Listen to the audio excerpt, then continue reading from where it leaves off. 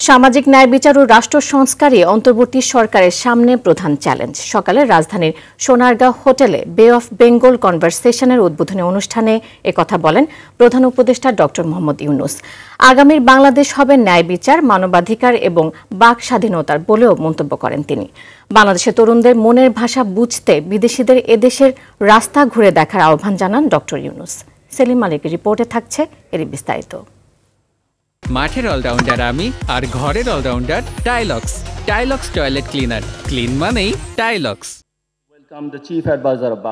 কেমন আছে দেশ, কেমন তার অর্থনীতি এবং উন্নয়ন নীতি, এ বিষয়ে আলোচনা করতে সেন্টার ফর গভর্নেন্স স্টাডিজ সিজে এর আয়োজনে রাজধানীতে শুরু হয়েছে 3 দিনের আন্তর্জাতিক সম্মেলন।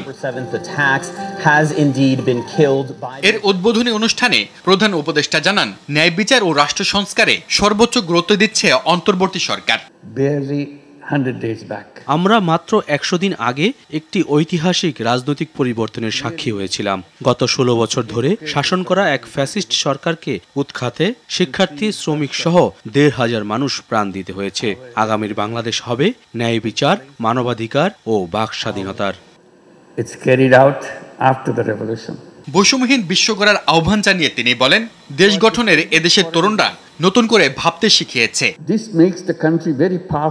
আসুন আমরা নতুন একটি সভ্যতা তৈরি করি 3-0-এর ভিত্তিতে, যেখানে সম্পদকে কুক্ষিগত করা হবে না, সবার মাঝে সমানভাবে বন্টন হবে।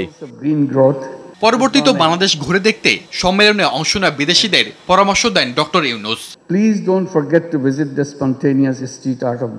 আপনারা যখন ঢাকার রাস্তায় হাঁটবেন, তখন রাস্তাগুলোর দেয়ালে তরুণদের আবেগ ও আকাঙ্ক্ষার বহিঃপ্রকাশ হিসেবে আঁকা রঙিন চিত্রকর্মগুলো দেখে মুগ্ধ হবেন।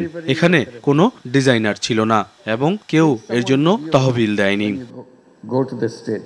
অনুষ্ঠানে মালয়েশিয়ার সাবেক প্রধানমন্ত্রী মাহাথির মোহাম্মদ ভিডিও বার্তা দেন। আমরা এমন এক বিশ্বে বসবাস করি যেখানে এককভাবে কেউ উন্নয়ন করতে পারবে না, সবাইকে সম্মিলিতভাবে এগিয়ে আসতে হবে। সম্মেলন চলবে 18 নভেম্বর পর্যন্ত। এতে 80টির বেশি দেশের 800 অতিথি অংশ নিচ্ছেন।